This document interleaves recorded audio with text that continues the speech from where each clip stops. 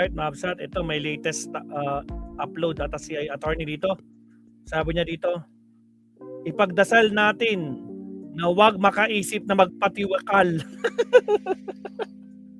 Huwag sana magpatiwakal si Cayetano. Sabi naman nila, aba, rumesbak si Lacson, mga kakabsat, si Senator Lacson, rumesbak. Wala ko po. Maganda to, continuation ng topic ha. Oh, attorney, pasok. Bilisan pa natin para mabilis matapos. Again, shoutout sa mga bagong pasok. Huwag kalimutang mag-like and subscribe. And happy Father's Day po sa lahat ng mga tatay dyan, mga kakabsat. Alright, tuloy. Enzo Recto, kalaban ang katiwalian at kasinungalingan, kakampi sa katotohanan at kabutihan.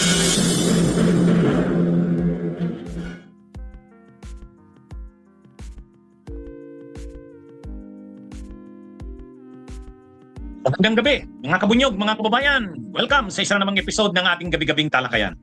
O mga kabunyog, grabe itong reaksyon ni Senador Ping Lacson. Grabe itong reaksyon ni Senador Ping Lacson sa sinabi sa kanya ni Alan Cayetano. Grabe rin naman kasi yung bibig ni Cayetano. Kaya yung reaksyon din naman ni Senador Ping Lacson matindi rin. Hi kay Kabunyog Lizel Serrano Rotia, kay Chet Baltazar, o Facebook page natin. Si Santiago Forward. Yan si Kabunyog Jane, Alan Peter Cayetano, matindi. Bakit? Bakit, attorney? Bakit? Matindi ito, mga kabunyog. Sabi ni Senador Ping Lacson, sabi niya ganito, mga kabunyog, sabi niya, ito, kawawa naman kung ano-ano nang sinasabi, parang malapit nang bumigay. Sana hindi matuluyang mag-meltdown. Ipagdasal natin na huwag makaisip magpatiwakal. Oo, nabasa ko yan. Matindi ito, mga kabunyog, Nabasa ko ano yan? Yan yung reaksyon ni Senador Ping Lacson. Tungkol sa sinabi ni Alan Peter Cayetano. Sabi kasi ni Alan Peter Cayetano, ang Senado daw ngayon tuta ng Malacanang. Tuta daw ng Malacanang.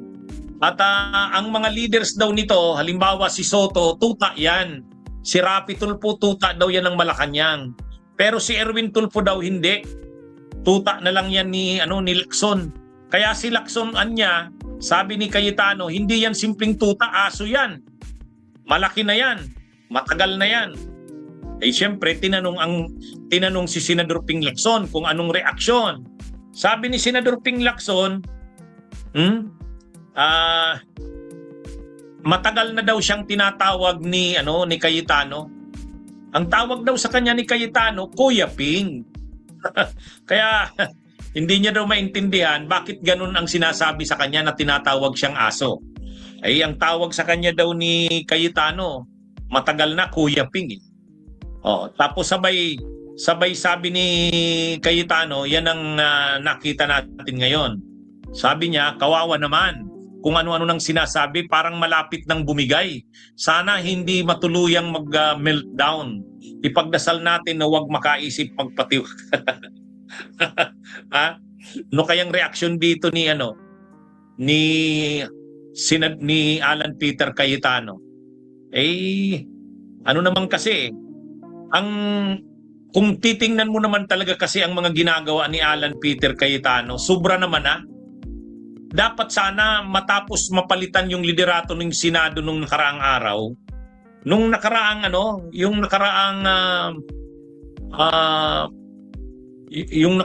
June 17, yung special session.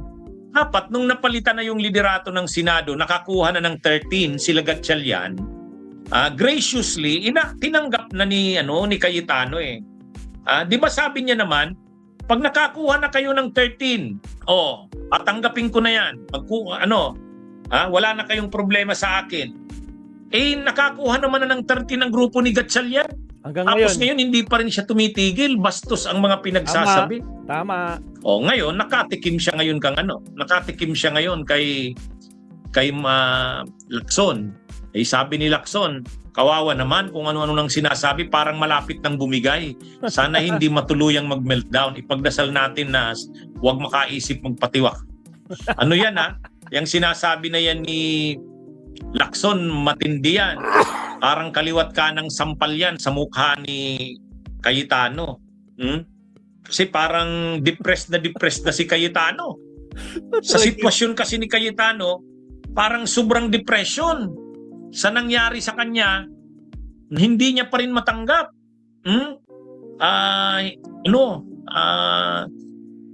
Hindi niya matanggap na na nakakuha na ng 13 na senador sila Gatchalian at hindi na siya ang Senate President. Dati medyo kumbaga pinagbibigyan pa siya kasi sinasabi niya May nakapasok yata ang garapata. Ito sabi niya, totoo naman, aso daw, totoo daw, sabi nito, Redmi Manik. Putragis, Redmi Manik. May kawatan na vlogger pa. Ay, tanga! Nag-subscribe ka pa? Malalaman mo, nag-subscribe ka pang tanga! Redmi Matic, nag-subscribe ka ba para mag-comment? Bobo! Kamote ka pala Alak-kalag kamote. Ayan, hayaan mo, makinig ka para umiyak ka, bobo. Nag-subscribe ka pa talaga, bobo. Sige tuloy. Wala pa namang 13 na nakukuha. Ngayon, kuha na yung 13 tapos ganyan pa rin. Parang sobra naman ng pagkaano ni Cayetano. Sobra. To the point na sabi nga ni Senador Ping Lacson, baka mag-meltdown na yan. Ibig sabihin, baka bumigay.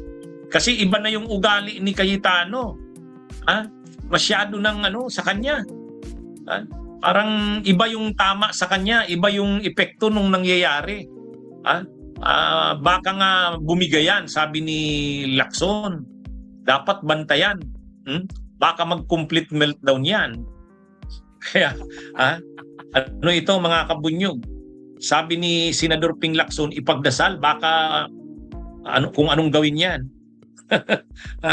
Grabe naman. Dahil lang sa posisyon, ganyan nang inaabot ni Cayetano, Bitter, parang bitter. na sa kanya. Tulad nung isa dyan. Masyado na siyang obsessed diyan sa posisyon na yan.